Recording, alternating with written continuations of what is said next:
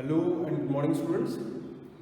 I am SN Oja, PGT Bio from KV number 1 Regal. Students, we are discussing about the second chapter of your 6th unit, that is sexual reproduction in flowering plants. In this topic, we have already covered two topics.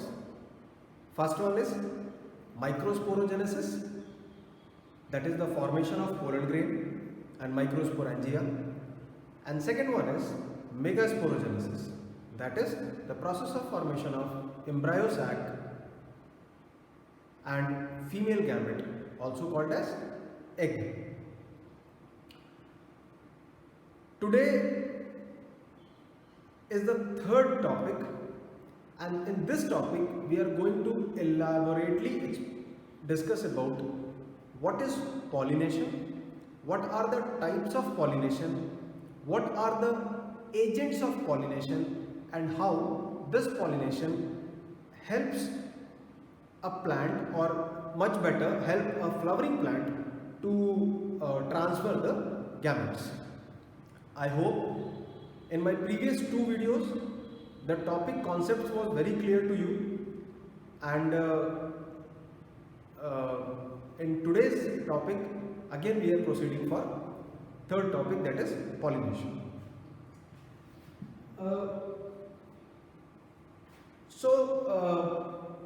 As in the first lecture only, I told you that the whole topic has been classified into three important stages, three important categories. We all have studied in chapter number 1, that is the stages of sexual reproduction. So first one is pre-fertilization stage, then double fertilization stage, and then post-fertilization stage. In pre-fertilization stage, we have already covered pollen grain formation. This we have already covered. That is also called as the microsporogenesis. We have already covered embryo sac formation. And today we are going to cover two topics. First one is pollination, and second one is pollen pistil interaction. This topic is a little bit elaborate, little bit extensive. So keep your patience and watch the lecture till the end. So let us start the today's topic.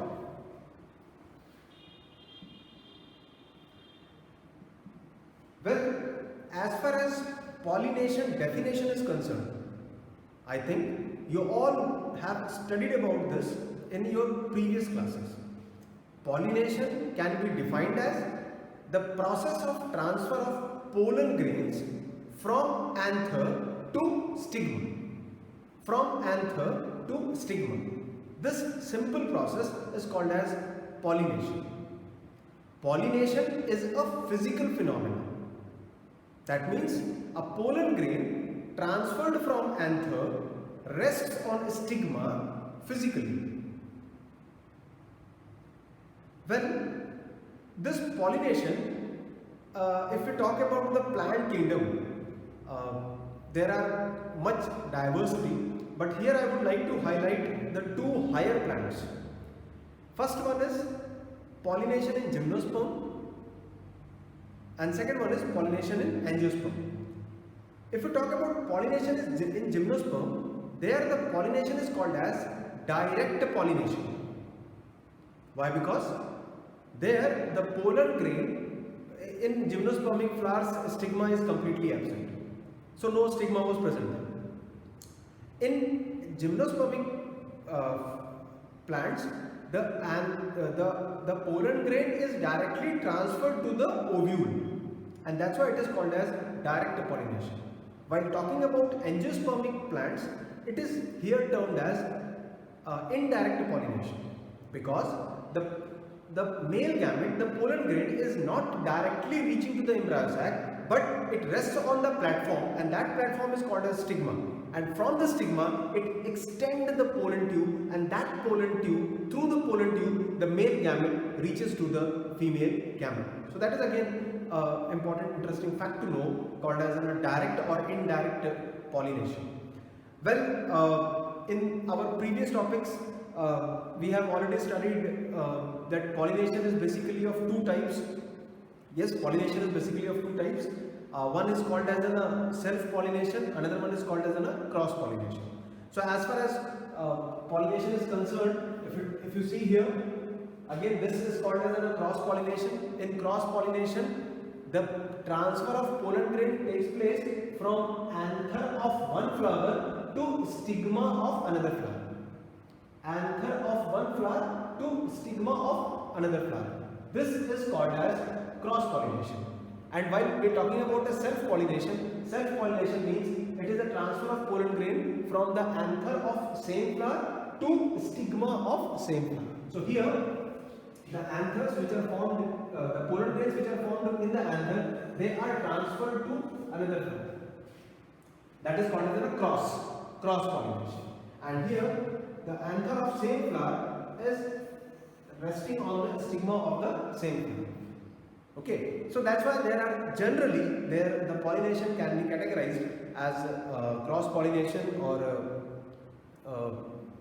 self-pollination, and this simple type of definitions we have already studied.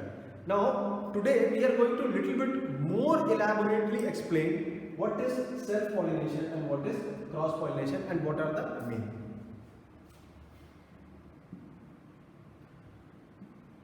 Well, broadly, if we talk about pollination can be categorized into three categories. Now by the time we have studied two categories. One is called as self, another one is called as cross. But now we are going to discuss about three different categories of pollination. Okay, the first one is called as an autogamy. Auto means same. Gamy means fusion, marriage. The gamy word means marriage.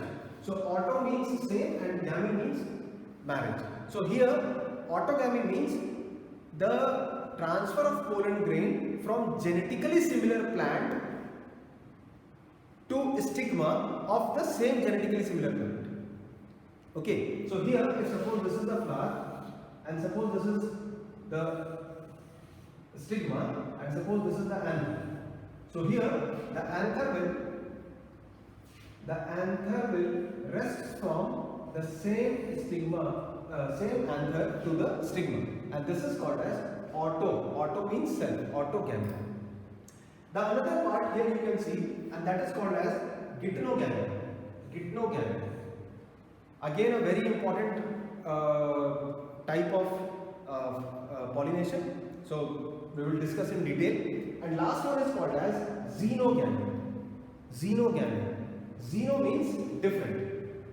So here, as genetically identical parents are getting transferred, here the genetically identical type of parents are not involved. So here the two gametes are involving from two different genotypes, and that's why it is called as xenogamy. Broadly, it is also termed as autogamy or allogamy. Okay, when we are talking about autogamy, so it is again autogamy is here. When we are talking about allogamy, so xenogamy is a pure example of allogamy, because the anther from different parent, genetically different parent, fuses with the stigma or fuses with the female gametes of another genetically different parent. So these two cases are a little bit more important to understand. Now let us elaborately discuss about all these three types of pollination. First, we will begin with autogamy. So, as far as the definition of autogamy is concerned, it is the type of self-pollination. Self-pollination means the genetically similar parent. Genetically similar parent means the genotype of pollen grain and genotype of female gamete, ova or egg, the both genotypes are identical. The both genotypes are same. Well, autogamy is a type of a pure self-fertilization or self-pollination. Okay, and the plants undergoes various types of adaptation to ensure this autogamy. Because if the flowers are open, now just try to understand like this. Okay, if the flowers are open, the anther and stigma both are exposed.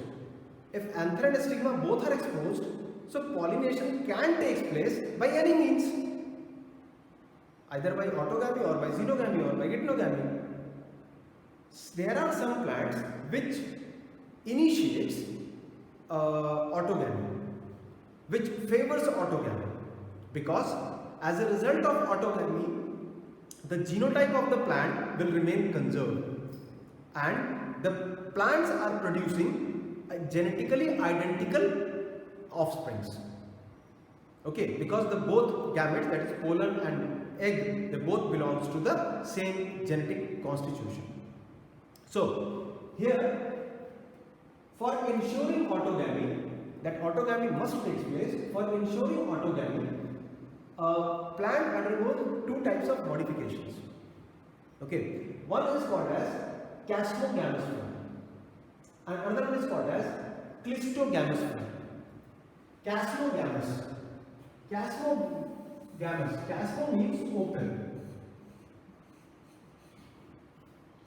So in casmogamous flower, the flower remain open. Okay, and as a result, its anther and stigma both are exposed. But such type of flower favor the pollen tube formation of same species, of same genetical pollen grain. Okay, so and another here is called as clistogamous. Clisto means close. Okay, in clistogamous flower, the anther will, the flower will remain in a bud form. Okay, see, all of us we know very well that whenever during the formation of a flower, first of all, flower is a bud. Then this bud open and it forms a flower. This process, the opening of a bud to form the flower, this process is called as anthesis. So in clistogamous flower, the flower will remain in the same bud. The bud does not open. When bud does not open, definitely the anther and the stigma both has no option without self-pollination. So such type of conditions, such type of cases, the flower has to adopt self-pollination strategy, self-pollination mechanism. So there is a question also in your board examination or in your NCERT that which type of flower ensures 100% autogamy. So which types of flower ensure 100% autogamy? That is clistogamous flower.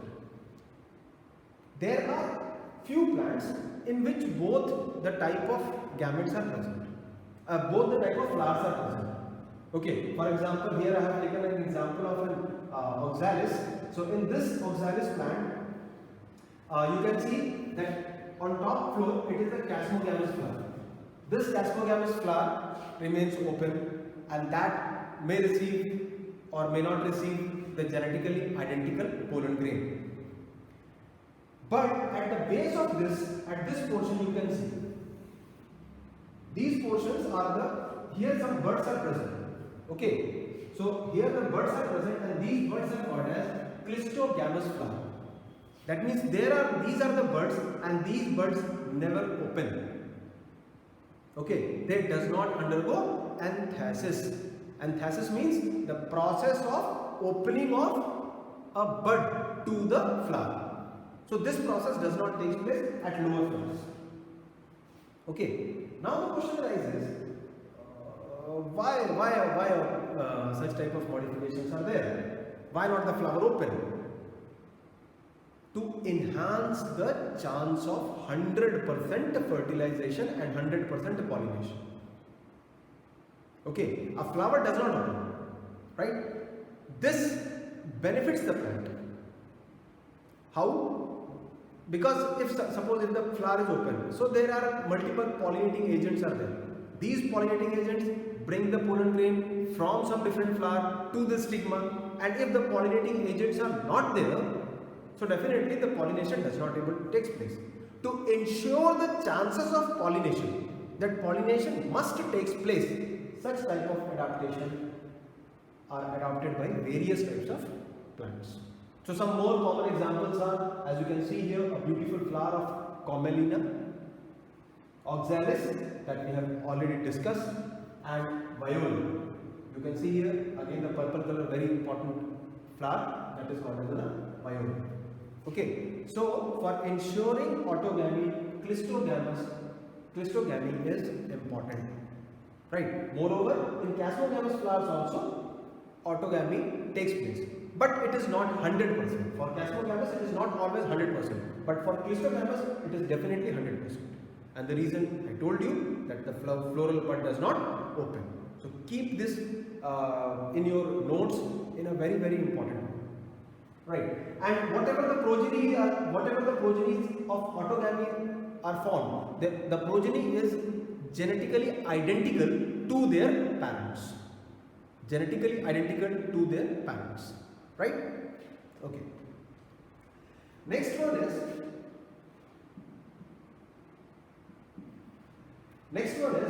gitnogamy. Gitnogamy is a type of pollination in which the pollen grain transfer from one flower of the plant to the another flower of the same plant. Again I am repeating, gitnogamy is a mode of pollination in which the pollen grain transfer from one flower of the plant to another flower of the plant. That is, anther of one flower and stigma of another flower. The transfer of pollen grain takes place, and these two flowers should belongs to or must belong to same plant. Same plant. So again the question rises, why so? So just remember about our second lecture of chapter 1. We have discussed about monoecious and dioecious plants. Monoecious plants are the plants in which both male and female flowers are present, but they are located at different parts. Okay, so for example, if suppose this is one plant, it has the anther, only anther, no stigma, it is a male flower, and this is another flower having only pistil. So here the pollination in gitnogamy, the pollination takes place from anther to stigma.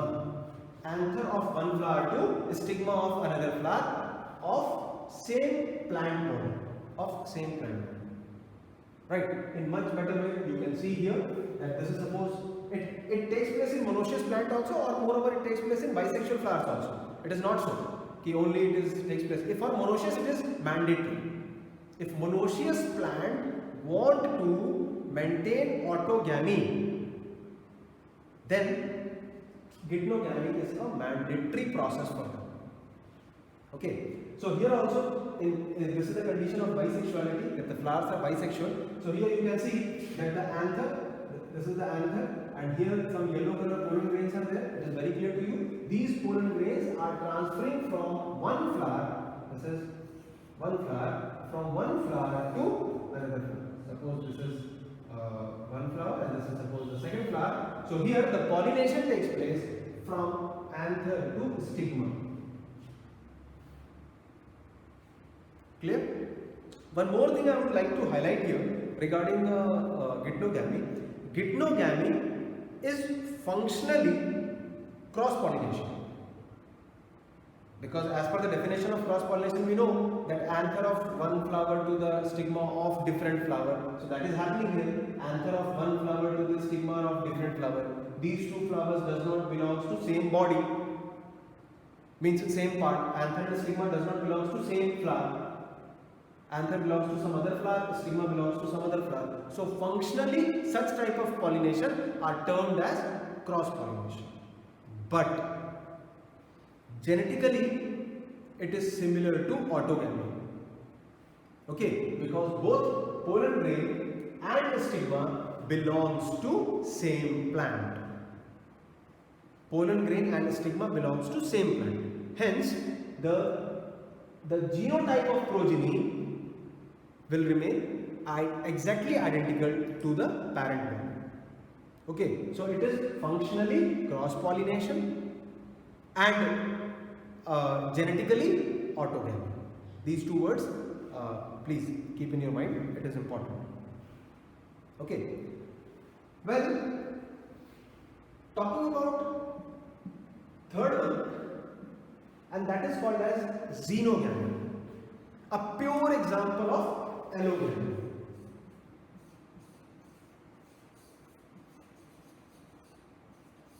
Allogamy, or termed as pure cross pollination.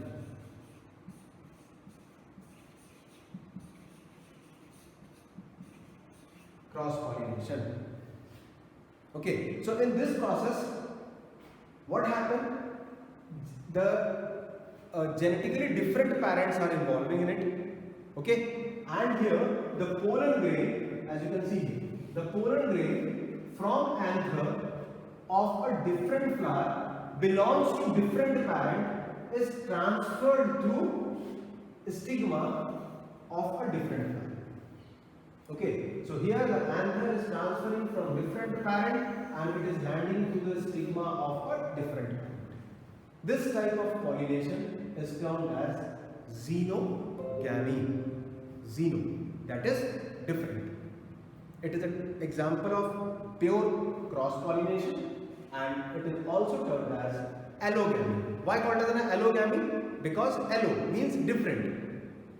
The two gametes, that is pollen grain and egg, the two gametes are belonging to two genetically different parents. Okay, and that's why it is called as an allogamy. So, in this diagram here, in a very short nutshell, I have summarized all the type of pollination also. So, as we talk about, first one is autogamy. So, autogamy is an example of pure self-fertilization. We have studied about chasmogamous flowers and clistogamous flowers. Clistogamous flowers are those flowers which does not undergo anthesis and the flower will remain in the form of a bud. Second one is geitonogamy. Geitonogamy, that is transfer of pollen grain from anther of one flower to stigma of another flower belonging to same parent. Belonging to same parent. So, geitonogamy is functionally cross pollination and genetically it is autogamous. And third one is, we have said about pure xenogamy, that is, it is the transfer of pollen grain from anther of one flower of genetically different parent to a stigma of another flower of genetically different parent. Right. So by this, there are three important, you can say, types of pollination. Now here, the question arises that as far as the flower is autogamous, undergoes autogamy, it is good when it is undergoing autogamy. So external agencies are not required for transferring pollen grain. Okay, why? Because the flower, anther and stigma both are present at the same place. So it is very simple to transfer the pollen grains. In geitonogamy flowers also, chances of self-pollinations are do persist, no problem in that. But in xenogamy, when the pollen has to travel from one anther to another stigma, there some important agents are required. And these agents are termed as pollinating agents. So, let us have a look. Well, pollinating agents are important for pollination.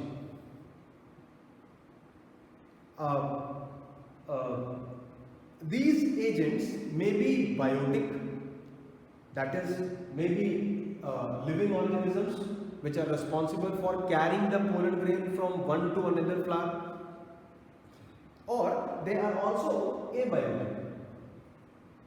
In abiotic type, that is the non-living materials which are responsible for transferring of pollen grains. In abiotic category, again there are two types, two important pollinating agents are there. First one is wind. So if the pollination takes place by wind, such type of pollinations are called as, this phenomena is called as anemophily. Anemophily. Okay, so pollination takes place by wind is called as anemophily. In most of the grasses, in palm plant, though palm is not an angiosperm, but again the air is acting as a very important agent for carrying the pollen grains. Second one, the pollination which takes place through water, that is called as hydrophily. Hydro means water, philus means loving. So you all studied about in chemistry, you all studied about phobic and philic and all those things. So philia or philic means loving. So there are some plants, for example Vallisneria, Zostera, they are hydrophilous. That means the pollination takes place through water. So these two agents are abiotic agent. Okay, that is non-living agent.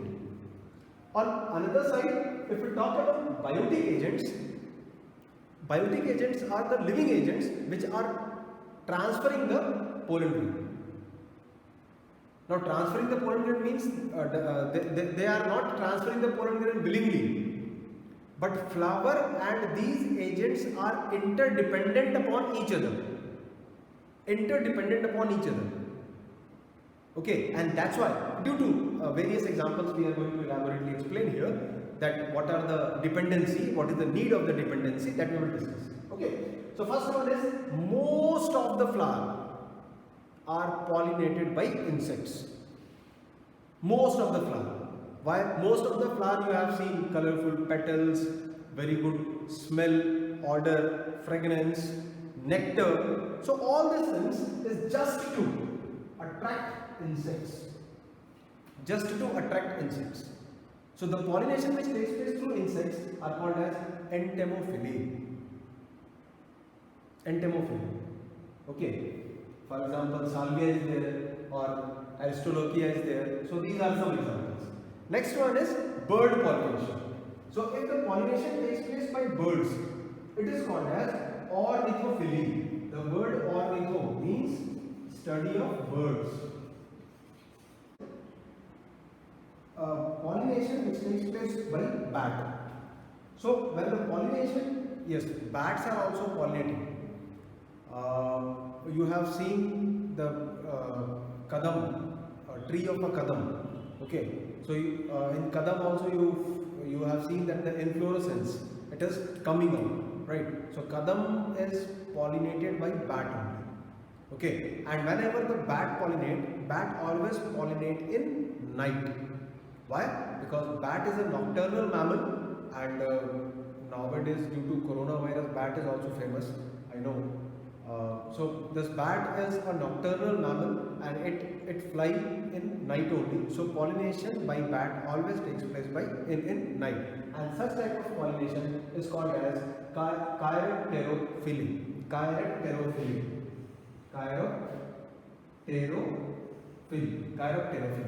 Okay. Another one, pollination also takes place through snails or slugs, whatever, and the pollination which takes place through snail is called as malacophily. The pollination which takes place through snails is called as malacophily. Another biotic pollinating agent is very interesting, we all have seen multiple times, and that is ant. Yes, ants are also playing very important role in the pollination. And the pollination which takes place by ant, basically Rubiaceae family, in Rubiaceae botanical family, ants are playing a very important role for pollination, and this such type of pollination is called as myrmecophily. Okay, so again let me recap.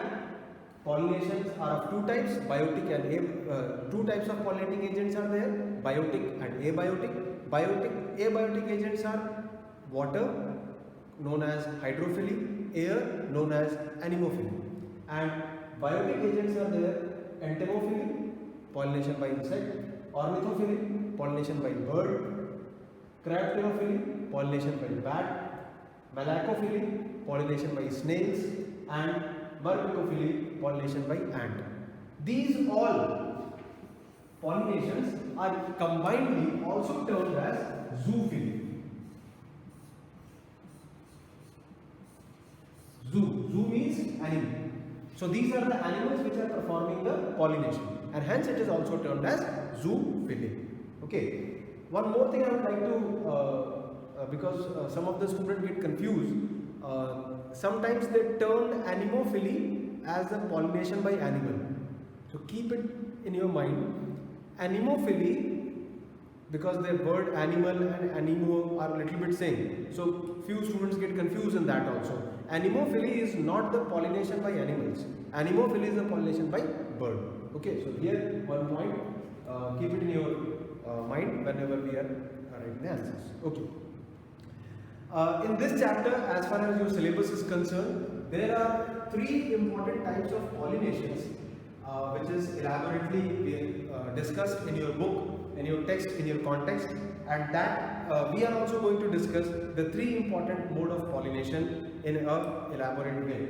Okay, so that is pollination by wind, termed as anemophilous, the pollination by water, the phenomenon is termed as hydrophilous, and pollination by insects, which is termed as entomophilous. Let us understand what are the adaptation of flower and how such type of pollination can take place. So,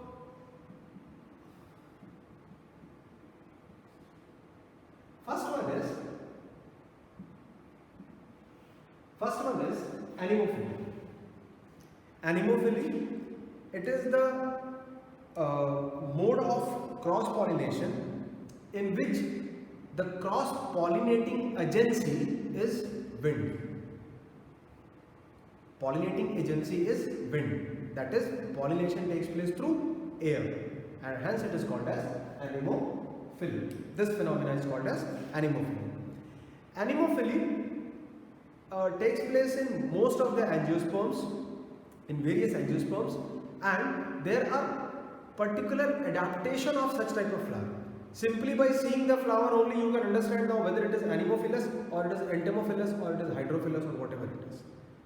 So what should be the adaptation for anemophilous flower? Let's have a look. These points are very, very important. Okay, so let's have a look. The first one is flowers are small and inconspicuous. These flowers are very small and they are inconspicuous, and they have a packed inflorescence. They have a packed inflorescence because insect or water does not don't want to enter inside the flower, so they have a packed inflorescence. Second one is flowers are colorless, odorless, and nectarless. Flower does not have any color, because color is basically for attraction of insects. Flower does not have any odor or scent, because again that is a main characteristic of our entomophilous flower. Here the pollinating agency is wind. So wind can neither smell, wind can neither see. So all this type of multiple adaptation or nectar, these all things are absent in flower. Male flower are abundant. This is again a very, very important point. Male flower is abundant. See what happened in anemophilous flower. There is a flower, a male flower, and here the wind is acting as an agency. So wind has to take pollen grain from anther to stigma. This process is a very, very least sure process. Least sure process. There are chances of loss and there is a huge chances of loss.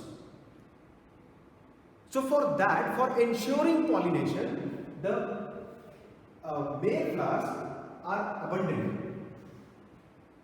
Many male flowers are there so that many pollen grains can be bursted at the same time and can be carried by wind at the same time. Okay, and similarly, stamens are also abundant. And one more thing I would like to tell you about here regarding the stamen of anemophilous flower. Here the stamen can rotate in 360 degrees because it is completely non-directional. So for example, if this is the filament and suppose if this is the anther. So this anther can rotate as per the direction of wind. Because if it does not rotate, the anther may detach from filament and no pollination could take place. So for favoring the pollination in the direction of wind, the anther is revolving on the filament. Again, it's very important. Next point I would like to highlight here, that anther are small and non-sticky and light also. Anther is very small because they are larger in number. Okay, they are non-sticky. Non-sticky means they should not stick to the surface. So that does not have any sticky coating outside. Right, and these anthers are light. These anthers are light so that it can be easily carried out by wind. Right, so anther should be small, it should be non-sticky, because suppose if wind is taking the pollen grain and if the pollen grain sticks to another surface, so definitely that does not prove the pollination. Okay, so that's why it should be non-sticky and it should be light so that it can be traveled long and long distance. Very important adaptation you all have seen in maize plant, in Zea mays, also called as a corn plant. Okay, corn plant is basically a monoecious plant. That is, the male and female both are located at different places. Male flowers are at different place and female flowers are at different place. The female flower only develops into the fruit, and that fruit only we are cooking for our purpose, or we are eating. Okay, so the fruit what we eat having multiple grains, that is actually the female flower which converts into the fruit. That Zea mays is also an anemophilous flower. That is, the pollination takes place by wind. And there are two important modifications which ensures the wind pollination. That is, the first one is, cob of maize has elongated stigma and style. The cob, the lower portion, you must have seen, that lower portion has various hair-like projections. Okay, and that hair-like projections is nothing but it is stigma and style of female reproductive part. Stigma and style of female reproductive part. Okay, so for example, we can see here. Okay, so these are the female flower, and here what is the, you can see the hairy line. It is something like this, and this has multiple hairs which is coming out like that. You all must have seen like this. Okay, so this is the from here to here. This portion we know. This portion is the female part, that is ovary, which later on develops into the fruit. But what are these hairy parts? These hairy parts are called as cob. Okay, and these cob are elongated stigma and style, so that they can increase the surface area and so that the pollen grain can easily land over the stigma. Another one, the main inflorescence is tassels. Okay, the tassels are nothing but they are the stem, modified stem. As you can see, it is a type of inflorescence in which multiple stamens are present here, and these stamens are enormous in their number, and that this arrangement is called as a tassel. So these two questions are again very important. What is the significance of tassel of Zea mays and what is the significance of cob of Zea mays? Okay, so tassels are stem. Cob are, these are the cobs. So cob are what? They are the modified stigma and style of female flower. One more important adaptation you see in most of the anemophilous flower. Here, the male flower is always present at the top of the plant body. You can see here, this is the male flower which is present at the top of the plant body. And the female flower is always present at the bottom part or lower part of the plant body. This again is to ensure the pollination. Because if male is present at the top part, more and more amount of pollen grain can disperse very easily with the current of wind. But if female located on the top part, definitely the chances of receiving of anther, receiving of pollen grain will reduce. Hence, the female always occupy lower part and male always occupy higher part. Okay, so if some of the examples we would like to see here of anemophilous flower. So, that is amaranthus, that is cannabis, coconut, and date, mulberry. So all these are few of the examples which is possessed by which possess anemophylla. Okay. Next one is hydrophylla. So hydrophylla is very simple. As anemophylla, there the pollinating agent is air. Here the pollinating agent is water.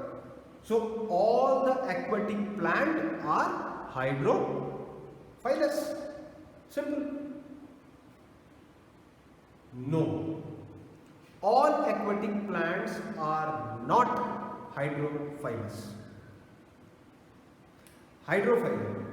Definition: it is the type of pollination in which water is acting as a pollinating agent. Water is acting as a pollinating agent. Okay, such type of plants are called as hydrophilous. It is not so that the plant should present inside the water or in the water. Though the plants are present in the water, but there are various aquatic plants which are not hydrophilous. Can you name them? Let us take an example. First one is water lily, lotus, water hyacinth. If you see the flowers of these plants, they are exposed up from the surface of water. So here water cannot do anything with the pollination. Okay, if you talk about the lotus we all know it has a very beautiful flower, very fragrantive flower with good amount of nectar. So there, if you talk about the lotus, this is the lotus flower and here is the water level. So lotus flower is completely exposed up from the water level. So here this water cannot act as a pollinating agent because definitely the stigma and the styles are present here. Right. So same case is water hyacinth, terror of Bengal. So that also you have seen. So these two or such type of many plants are pollinated by insects rather than pollinating by water. Okay. So all the aquatic, keep it in your mind, all the aquatic plants are not hydrophilous. Okay. Now let us talk about some characteristic what a hydrophilous plant or flower should have. The first one is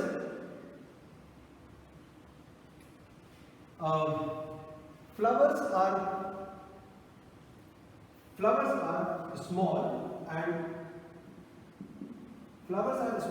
and inconspicuous and they should light. Okay. The second one is flowers are odorless and nectarless. Again here it should be odorless and nectarless because the pollinating agencies are abiotic. So they does not have a sense of smell or whatever it is. The perianth is unwettable. Again, very important point. The perianth of the flower should be unwettable. Though the pollen grain should be wettable because it has to stick. But perianth should be unwettable. The pollen grain has mucilaginous covering. In Anemophilous flower we have discussed pollen grain should be dry. Pollen grain should be light. Here the pollen grain has a mucilaginous covering which can prevent the pollen grain from decaying in the water. And this is again one more very important adaptation. Just remember, we have discussed about exine and entine, the two layers of pollen grain. In the hydrophilous flower, exine is absent. Exine are not present. Okay, so out of the two layers, what we have studied, this is the inner layer entine and this is the external layer exine. These are the vegetative and generative nucleus we have already studied. So this layer, outer layer, that is exine, this exine is completely absent. Hence, it is important to prevent or important to protect the pollen grain, and that's why it is the entine. That's why it is the mucilaginous covering, which should cover the entine. The next one is the pollen grain should be long. The stigma should be long, sticky, and unwettable. Long, sticky, and unwettable. That is again important. So these are few of the adaptation of the hydrophilous flower. Well, hydrophilous is basically of two types.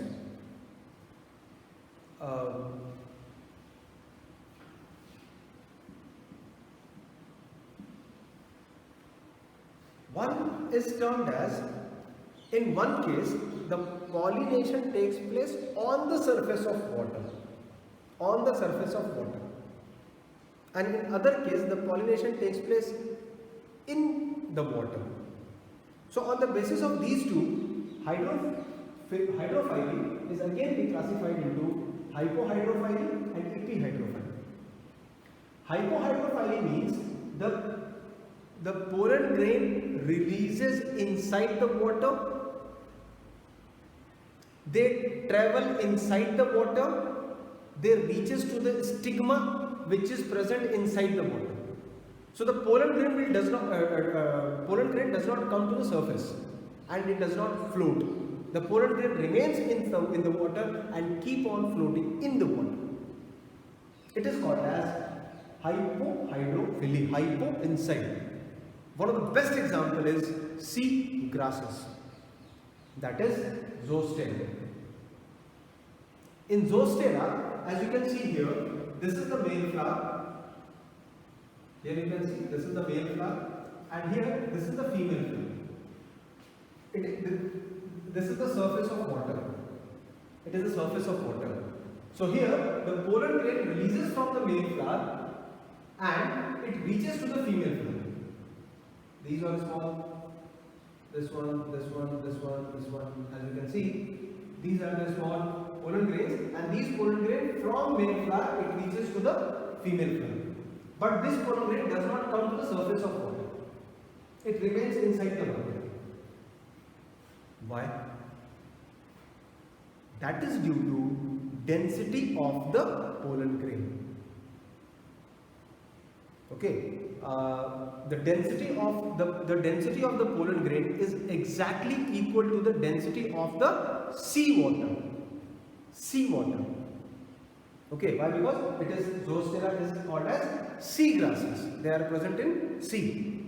Okay, so density of the pollen grain will remain same to the water, and that's why the pollen grain never comes up. They remains below the surface and they keep on floating below the surface.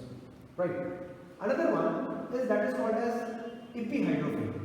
Epihydrophyly means here the pollen grain floats on the surface. and here the female flower present on the surface of water. Here both male and female both flowers are present inside the water. Here male flower is inside the water. As you can see here, they are the stamens, male flowers, and female flowers are present on the surface of water. So the pollen grain has to release, as you can see here, the pollen grain has to release and it comes to the surface of water. Then this pollen grain will flow and reaches to the female flower, reaches to the stigma, and there it performs the pollination. One of the best examples of epihydrophily is Vallisneria. Okay, so hypohydrophily, Zostera, fertilization, pollination in the water. Epihydrophily, Vallisneria, pollination on the surface of water. These examples are very important. Okay, in examination they can ask how the pollination of Zostera is different from Vallisneria. So keep it in your mind. Next one is, again just if we will focus a little bit more because in Vallisneria very important mechanism takes place. Okay, and again this diagram is from your book only. So here these are the male flower. So once during the pollination what happened? These flowers released from the inflorescence and come and start floating on the surface of water. Okay, and here these are the female flower, and this female flower you can see here, this is the stigma. Okay, so here the stigma is something like this.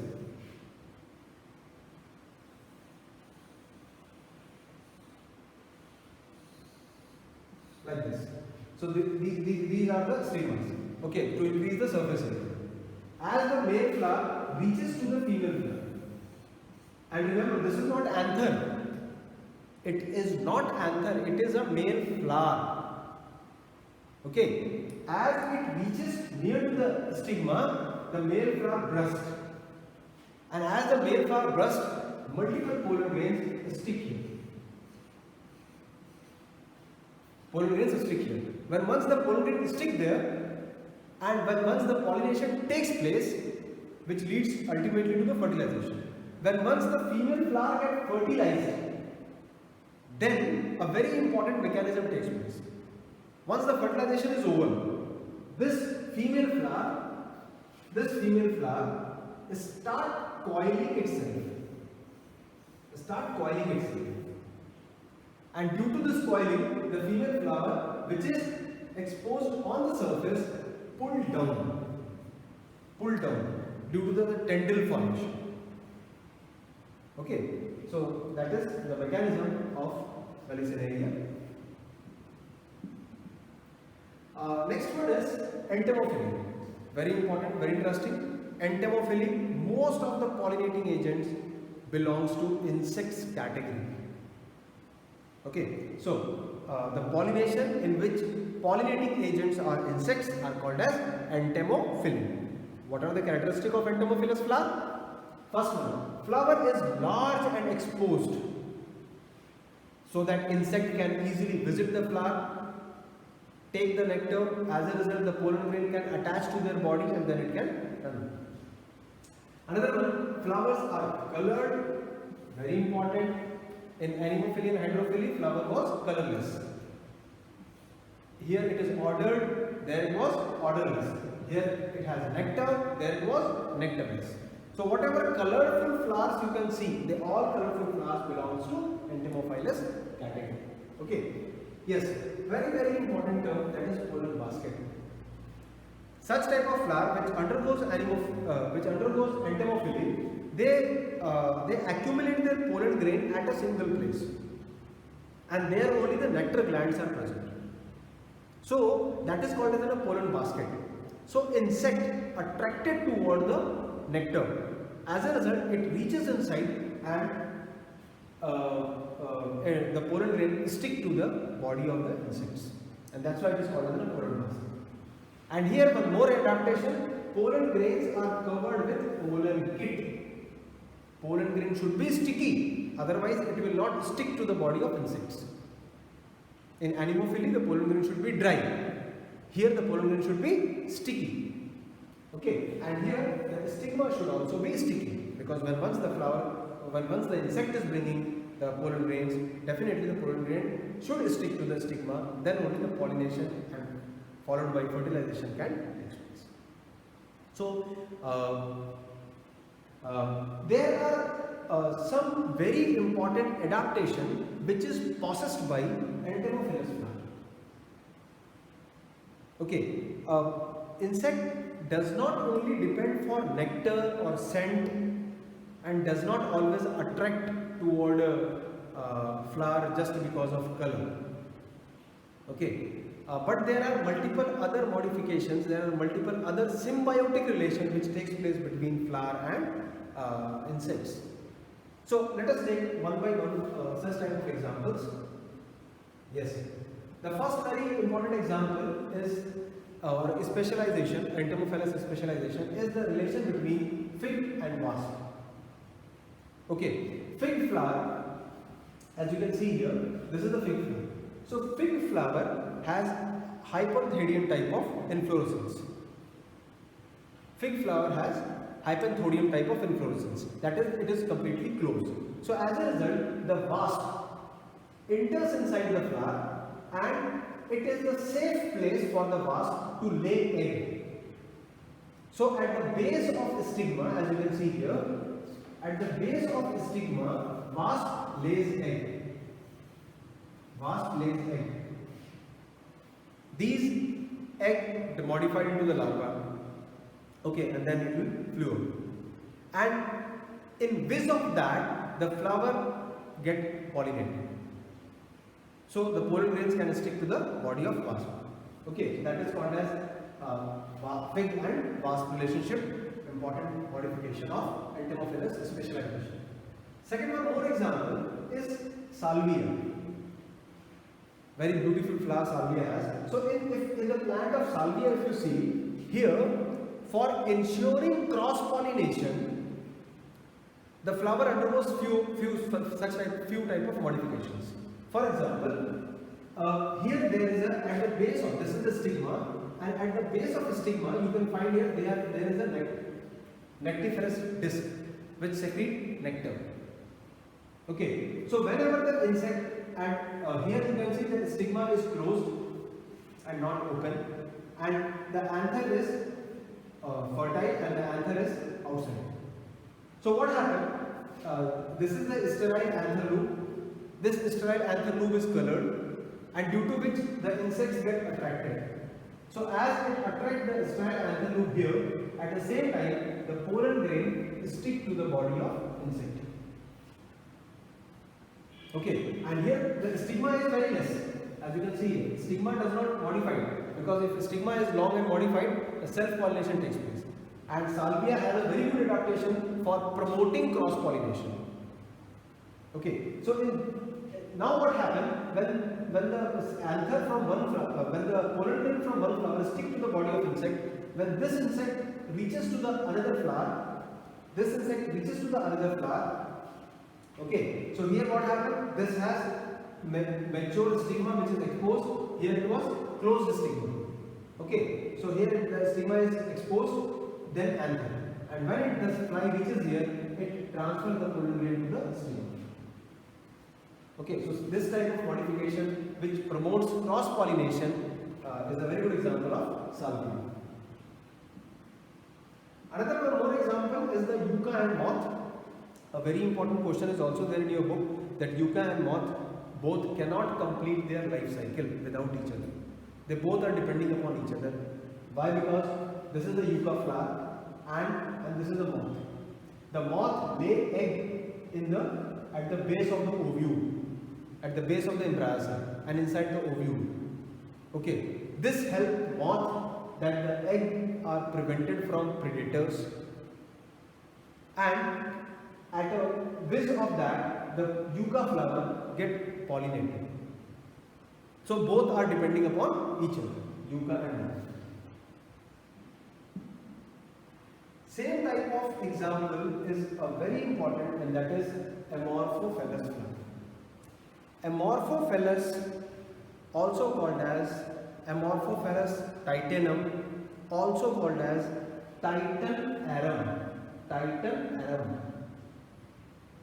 the largest inflorescence. Okay, the largest inflorescence, the height of this inflorescence is approximately 2.5 meter or more than that.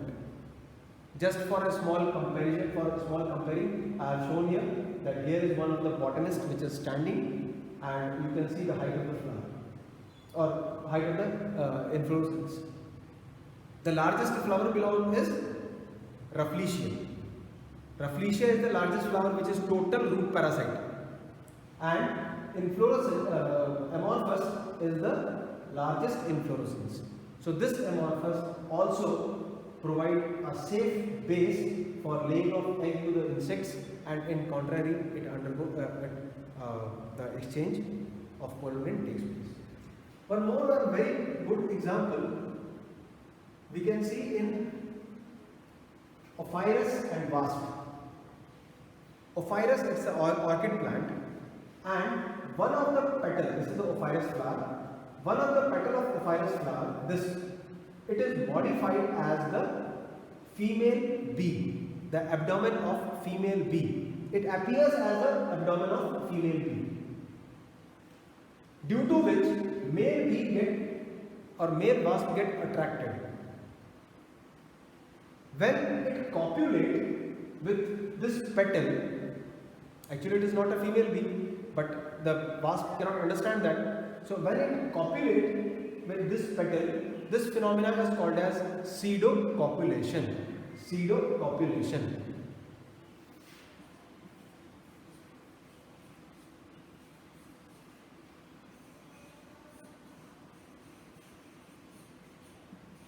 Pseudocopulation.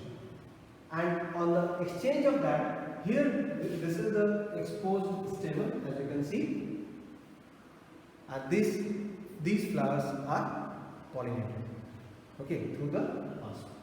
So these are few of the specializations which is important, which are there in your syllabus, okay, and this is all about the pollination, pollinating agents, important modifications or adaptations of pollen grain of a flower for pollination, and some modifications of anemophily, hydrophily and entomophily flower. So I think we should close today by this topic only. In next class we will understand that what are the modifications which prevent self-pollination and initiates cross-pollination. This phenomenon is also called as self-incompatibility, and then again we will see the pollen-pistil interaction in the next class. So till then, take care and keep on revising. Vacations started. This is the best time to drill yourself for the upcoming examination. Thank you. Take care. Bye-bye.